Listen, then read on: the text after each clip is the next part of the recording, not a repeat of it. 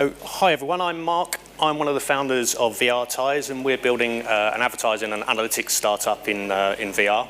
The theme of my talk today is about VR and advertising. So my personal journey in VR started when I saw sort of simulated adverts in the Elite Dangerous game. This was my first experience of immersive gaming back in the 80s on the left, and coincidentally my first experience of true immersion in VR 30 years later. So where are we with VR today? Fortunately, we're not there, although that's one of my favourite dead ends, and I really want to track down one of those headsets and bring it along to conferences like this. So for me, I think we're still in very, very early days, and certainly in terms of advertising, it's still a very, very nascent market. There are lots of problems that need solving, and I'll hopefully go through a few of those with you shortly. But for me, it's a really exciting time to be working in an industry with a lot of new ground to be broken. We've all seen stats. You've probably seen loads and loads of stats over the past couple of days, so I won't bore you with a load, but apparently there were a lot of cardboard headsets shipped last year. I think that personally I'd be quite happy to see most of those find their way into the bin. But the point I wanted to get over here is that compared to the sort of smartphone market, which numbers in the billions, there's a massive, massive room for growth and a very long way to go. Some predict it could grow up to 1 billion users over the next 10 years, and certainly Mr. Zuckerberg seems to think so. Although, interestingly, he thinks it's also going to be just a pair of glasses within sort of 10 to 15 year period. But going forward, almost every mobile phone will be VR capable and optimized, and I think that's potentially huge, huge potential. So as with mobile and the web before it, it's likely, if not probable, that advertising will in some way, shape or form underpin and fuel the explosive growth of VR over the coming years. Some predict it could be the most valuable business model, but where is advertising going to play a part? So gaming for sure is a very big part of VR right now, but VR's so much more than that. It's probably easier to ask which verticals aren't going to be touched by VR in some way, shape or form. And indeed, I personally think that there are a huge amount of targets for advertising in the VR verticals that are going to be coming over the next few years. So VR still has the wow factor, not because he's driving with a headset on, but because marketers are able to capitalize on consumers trying something new. Consumers get that VR smile, and you put someone in a VR headset and they're having fun, and brands want to be associated with that. Predominantly, there are two facets of advertising when you talk about VR. You've got the commissioned VR experiences, but I don't want to talk about those today, so they're not the core focus of this presentation. So what's the problem? Well, what worked with the web and what worked for mobile simply doesn't work with VR.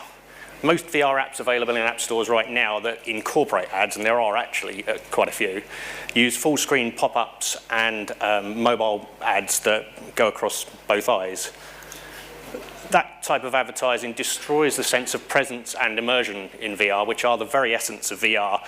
I love VR, and I don't want to see it ruined by bad advertising, and that's one of the reasons that spurred me on to getting involved and to try and find better ways of doing things.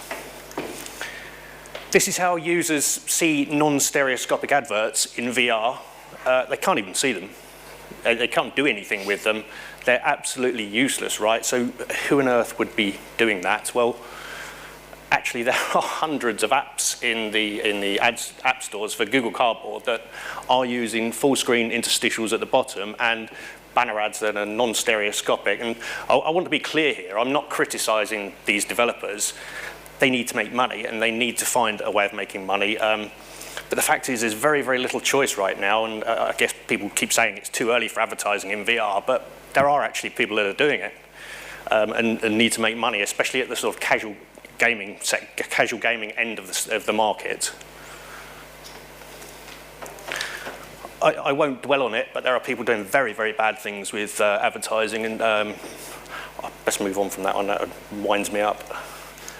So there are various methods of making banner ads more palatable on mobile. These don't work for VR either.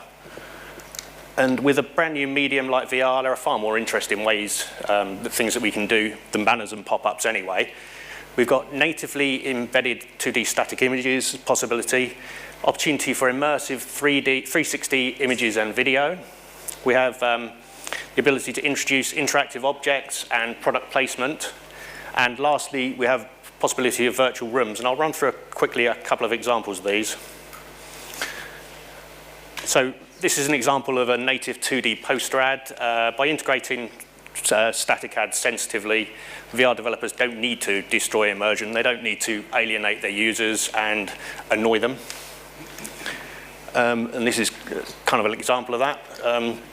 Obviously, we're lighting up the green borders on the adverts for sort of demonstration purposes and painting the reticle history on there for demonstration purposes, just to show that that's where you're looking with head tracking.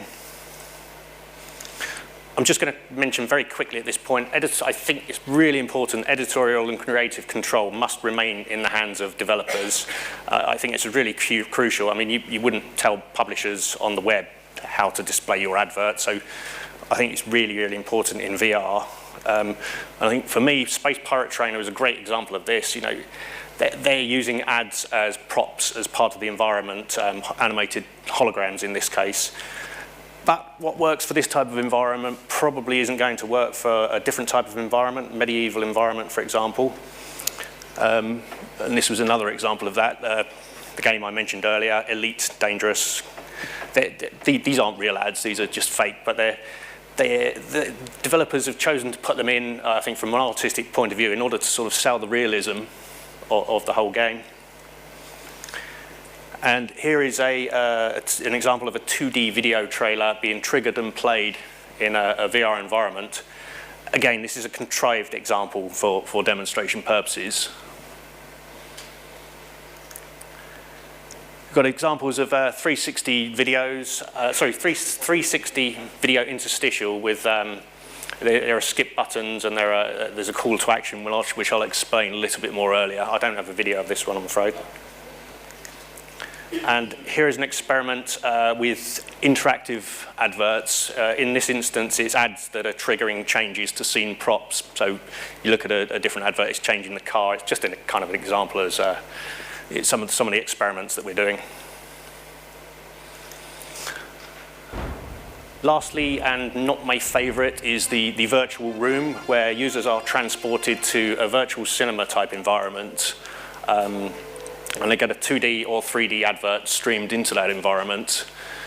Not a huge fan of this, breaking immersion and presence, dragging people over into a contrived cinema environment. But it's a thing, and it's probably going to be in the mix at some point. The IAB are doing a bit of work. I think in December 2016, they were overhauling their standard ad portfolio, and they looked at VR, they did a lot of research. It's really, really early days, and I don't think anyone really knows what the dominant formats are going to be. I mean, we're not going to, personally, we're not going to blindly accept standards. We're going to find out what users want, what they accept, and find out what works and what doesn't work. But in the end, I think standards will emerge. They have to, I think, for the industry to scale. My personal golden rule is don't be annoying, don't annoy your users. You have their complete and undivided attention when you're in VR. Respect that and don't piss them off, I think, is the golden rule. Don't destroy the sense of immersion and presence that are the very essence of what makes VR so great. So call to action, easy in web and mobile, not so in VR, but there are a number of ways that we can look towards solving that particular problem. Click-through is becoming known as gaze-through, I think, in VR, and this is an example of how it can work. You look at an advert for a certain period of time, you get a call to action, a download button or a download later button, and then certainly on mobile this is easier to do because you get a notification that you get so that you can click on that outside of the environment when you've finished.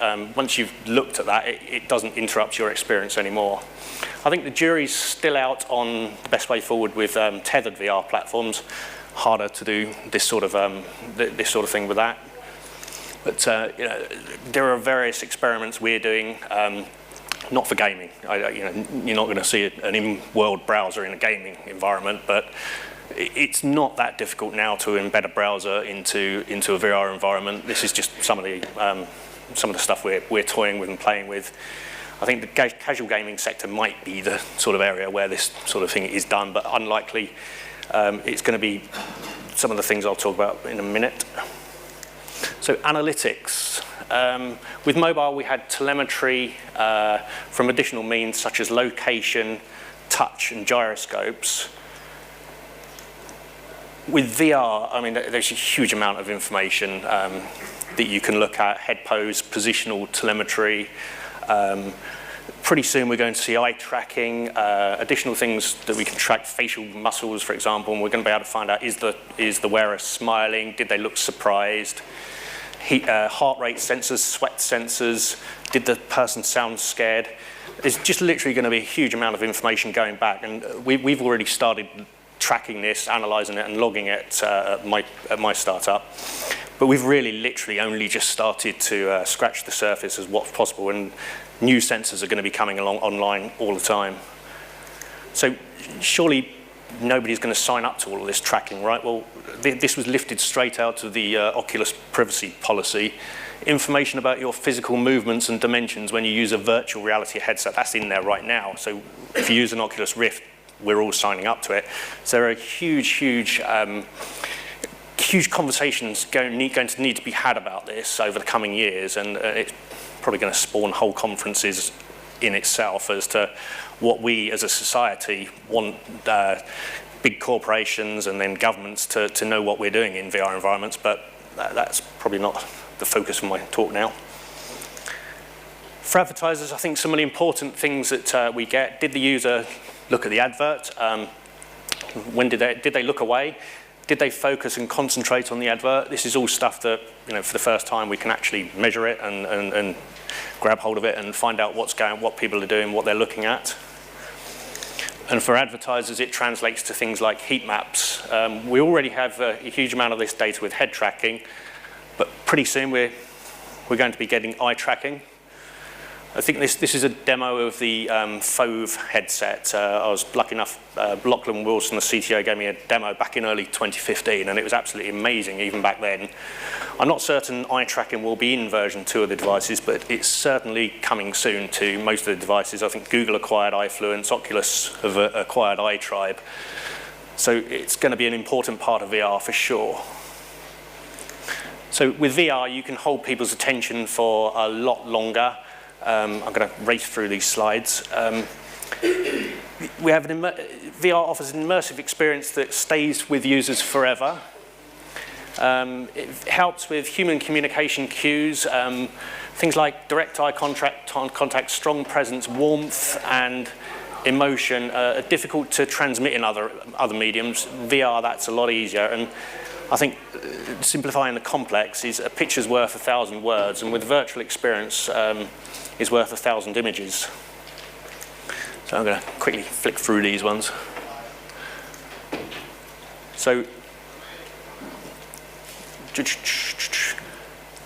ad blocking, not a problem right yet. I can safely flick through that one right now. It's not on anyone's radar anytime soon.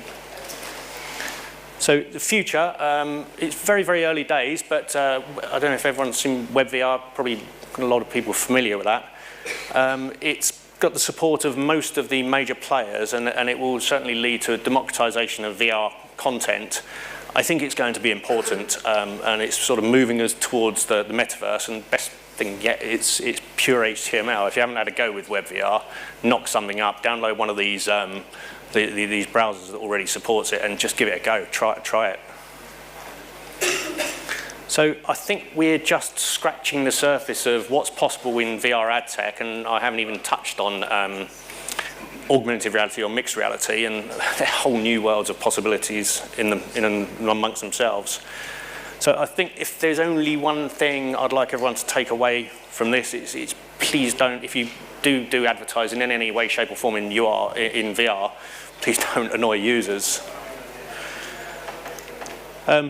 So I also run the VR Business London meetup. We're trying to concentrate on, I haven't got anything on the slide, try and concentrate on VR from a sort of non-gaming point of view, and that meetup group's growing daily. We've gotten a fairly large event, reasonable size event, coming up on the 28th of February in Moorgate. The last one was November. It was pretty successful. So I think I've done well for time.